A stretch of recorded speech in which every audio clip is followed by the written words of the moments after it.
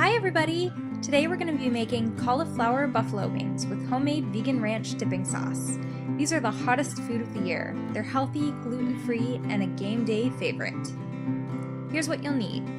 2 medium heads of cauliflower, 1 cup white rice flour, 1 cup of your favorite buffalo wing sauce, garlic powder, salt, paprika, and 1 cup of water.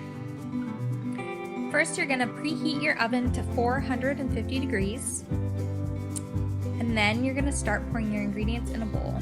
First with the water, then you're going to add your white rice flour. You can also use regular flour here. 1/4 teaspoon salt, 1/4 teaspoon paprika, and then finally 1/4 teaspoon garlic powder. And now you're ready to whisk your ingredients together. Now you're ready to cut the cauliflower. You're going to cut off the stems and then gently cut them into florets about the size that you want your buffalo wings. Once they're ready, you'll be able to take these florets and dip each one in the batter that you just made. Make sure it's thoroughly coated and then place them on a baking sheet. Pop these puppies in the oven for about 18 to 20 minutes or until they get a little bit brown on the top.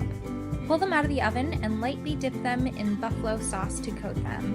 I use this Frank's Red Hot sauce specially made for buffalo wings, which you can find in most supermarkets or grocery store.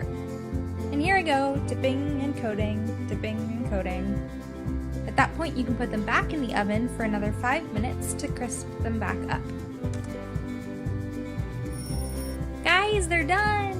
You can now pull them out of the oven and serve them up alongside homemade vegan ranch dip. Delicious!